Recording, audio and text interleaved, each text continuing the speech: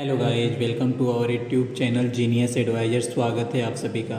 Guys, आज के video में हम लोग करने वाले हैं एक्सरसाइज 7.11 और यह है class 12th NCERT math exercise 7.11। इससे पहले मैंने आपको 7.10 तक के सभी क्वेश्चन को सॉल्व करा दिया है, जिसका लिंक जो है डिस्क्रिप्शन में होगा गाइज, आप वहाँ से देख सकते हैं। तो अभी स्टार्ट करते हैं क्वेश्चन नंबर 1 से। 0 to π/2 cos square x d x different integral पढ़ रहे हैं हम लोग। फर्स्ट क्वेश्चन है 0 to π/2 cos square x d x. ठीक है, ये क्वेश्चन है। तो हमारे पास एक थ्योरम है, वो थ्योरम ये कहता है कि अगर मान लीजिए कोई फंक्शन है 0 to a x, कोई फंक्शन है, तो अगर 0 to a f a minus A x भी इसी के इक्वल होगा। अगर ये फंक्शन कोई ये है तो ये दोनों फंक्शन आपस में इक्वल होंगे अगर आप किसी उसको नंबर से माइनस करते हैं तो। ये हमारा पास थ्योरम है। तो यहाँ पे मैंने क्या किया, हमने मान लिया let us consider this function is equal to I. तो I is equal to 0 to π/2 cos square x d x. ठीक है, सिंपल है। अभी हमने यहाँ पे ये थ्योरम अप्लाई कर दिया, तो अप्लाई थ्योरम। ठीक है, अप्लाई थ्योरम। जैसे ही मैंने ये थ्योरम अप्लाई करा, यहाँ पे हम इसको लिख सकते हैं इसी चीज़ को। एक क्वेश्चन मान लीजिए 1 हो गया। अगर हम थ्योरम अप्लाई करेंगे तो ये हो जाएगा 0 to π/2 cos π/2 माइनस एक्स का स्क्वायर या cos square π/2 minus x d x. ठीक है, बिल्कुल सही। हमने इसलिए किया ऐसा ताकि ये जो नंबर है cos वो चेंज हो जाए साइन में। तो cos π/2 minus x sine x होता है, तो हम यहाँ से इसको लिख सकते हैं I equal to 0 to π/2 sine square x d x. ये क्वेश्चन हमारा 2 हो गया अप्लाई थ्योरम करने के बाद। ठीक है, अब हम अगर इक्वेशन 1 और 2 पर ऐड कर दें तो क्या होगा, LHS वाला LHS से ऐड हो जाएगा और RHS का RHS से ऐड हो जाएगा। तो I plus I gives out 2i। ठीक है, और अगर इनको ऐड करेंगे तो इसमें क्या होगा, 0 to π/2 एक तरफ तो आएगा cos square x d x और plus 0 to π/2 sine square x d x. ठीक है, अब मैंने जब आपको बेसिक इंटीग्रल पढ़ाया तो मैंने बताया था कि जिस तरह से इंटीग्रल आपस में बढ़ सकता है वो उनको हम आपस में एक साथ भी लिख सकते हैं। तो यहाँ से 2i equal to 0 to π/2 cos square x plus sine square x d x. ठीक है, cos square x plus sine square x क्या होता है, 1 होता है। उसको हम लिख सकते हैं 2i equal to 0 to π/2 1 dx। 1 का इंटीग्रल करेंगे तो x आएगा। ठीक है, तो 2i इक्वल टू जो यहाँ हो जाएगा x और 0 to π/2। ठीक है, नेक्स्ट स्टेप जो होगा 2i equal to π/2 minus 0 that means π/2, और अगर 2 इधर आ जाए तो i की वैल्यू क्या आ जाएगी, π/4। तो guys π/4 is the right answer for this question. Question number 1 आपका कंप्लीट हुआ। आपने देखा इस थ्योरम की हेल्प से कितनी इजी तरीके से क्वेश्चन सॉल्व हो गया। इस तरह से क्वेश्चन नंबर 2 करते हैं। क्वेश्चन नंबर 2, जो क्वेश्चन नंबर 2 है वो भी सेम इसी तरह है।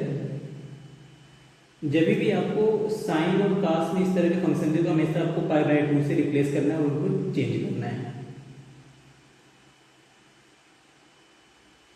रूट साइन एक्स और अपान में root sine x plus cos x, root sine x plus root cos x. ठीक है गाइज, और यहाँ पे dx है। सेम ये हम मान लेंगे कि हमने ये हमारा फंक्शन i के इक्वल है। तो i equal to 0 to π/2 root sine x और अपान में root sine x plus root cos x, sine x plus root cos x dx। ठीक है, थ्योरम अप्लाई करेंगे। अप्लाई थ्योरम, जैसे ही मैंने थ्योरम अप्लाई करा, जो साइन वाला है सारा कोफिशिएंट है वो कॉस में चल जाएगा और कॉस वाला साइन में। तो this means we can say that I is equal to 0 to π/2 sine x cos x हो जाएगा, और ये वाला कॉस हो जाएगा, ये साइन हो जाएगा। इसको हम लिख सकते हैं cos x plus root sine x d x. ठीक है, ये हमारा फर्स्ट था, ये सेकंड था। फिर से ऐड कर दे दोनों को।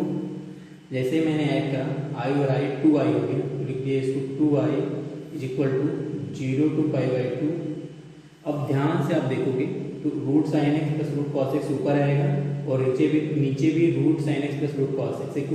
क्योंकि जो न्यूमरेटर होता है, जो डिनोमिनेटर होता है वो ऐड नहीं होता ना, मतलब जो नीचे वाला होगा वो तो सेम होगा। जैसे कि अगर आप इस तरह से क्वेश्चन करते हो कोई 4/5 प्लस 7/5, तो क्या होता है कि ये दोनों तो ऐड हो जाते हैं, पर नीचे वाला सेम रहता है, तो 11/5 आ जाता है। तो इसी तरह से ये और ये ऐड करेंगे तो ऊपर आ जाएगा root 7x root sine x plus root cos x, और अपान में भी यही है कॉस एक्स साइन एक्स या साइन एक्स कॉस एक्स एक ही चीज़ है। तो दिक्कत तब होती है जब माइनस रहता है, प्लस से कोई इशू नहीं है। तो root sine x plus root cos x d x, ये कट के 1 हो जाएगा। नेक्स्ट, इसी को नेक्स्ट क्वेश्चन करते हैं। यहाँ से 2i इक्वल टू 1 का dx, और ये 0 to π/2 है। ठीक है, अब ये हो गया gives out 2i equal to π/2। इसको इंटीग्रेट करेंगे तो x आएगा, फिर जब x को वैल्यू रखेंगे तो π/2 माइनस 0 होगा, और π/2 में से 0 को माइनस करेंगे तो π/2 आएगा। अब यहाँ से i की वैल्यू आ गई π/4। तो π/4 is the right answer for this question guys. Question number आपका 2 कंप्लीट हुआ। क्वेश्चन नंबर 3 की तरफ चलते हैं। 3 की तरफ 0 to π/2 cos की पावर 5x, और अपान में साइन की पावर 5x प्लस cos की पावर 5x और dx। ठीक है, पहले मैंने मान लिया है जो है i के इक्वल है, तो i equal to 0 to π/2 cos की पावर 5x अपान साइन की पावर 5x प्लस cos की पावर 5x और dx। ठीक है, अप्लाई थ्योरम अप्लाई करेंगे तो फिर से i इक्वल टू क्या हो जाएगा, जो cos वाला होगा वो साइन में चल जाएगा, जो साइन वाला होगा वो cos में। फिर से वही सेम चीज़ है, 0 to π/2, ये साइन हो जाएगा और ये cos में और ये साइन में। तो साइन की पावर 5x और अपान में cos की पावर 5x प्लस साइन की पावर 5x। फिर से दोनों को ऐड कर दें, ये हमारा 1 था और ये 2 था, ये अप्लाई थ्योरम के बाद है। ठीक है, जब दोनों को ऐड करेंगे तो 2i equal to 0 to π/2 cos की पावर 5x प्लस साइन की पावर 5x। तो नीचे भी सेम चीज आएगा, cos की पावर 5x प्लस साइन की पावर 5x और dx, ये हो जाएगा कट जाएगा, तो हमारा 1 हो जाएगा। 2i is equal to 0 to π/2 1 dx, और gives out 2i equal to x मतलब π/2 आएगा, तो π/2, और फिर से i की वैल्यू कितनी आएगी, π/4। That is the right answer for this question guys. Question number 3 complete हुआ आपका। क्वेश्चन नंबर 4 की तरफ बढ़ते हैं। जो क्वेश्चन नंबर 4 है वो है, सॉरी हमने ये क्वेश्चन नंबर 4 कर दिया है, अब क्वेश्चन नंबर 3 कर लेते हैं। क्वेश्चन नंबर 4 कर दिया, क्वेश्चन नंबर 3 कर लेते हैं। तो ये भी है 0 to π/2 साइन की पावर 3/2x, साइन की पावर 3/2x अपान में साइन की पावर 3/2। सेम क्वेश्चन है, उसी तरह से होगा गाइस, फिर भी आपको करके दिखा देते हैं, और dx। ठीक है, सबसे पहले क्या करना है, इसको i के इक्वल मान लिया, ये i के इक्वल है। फिर अप्लाई थ्योरम,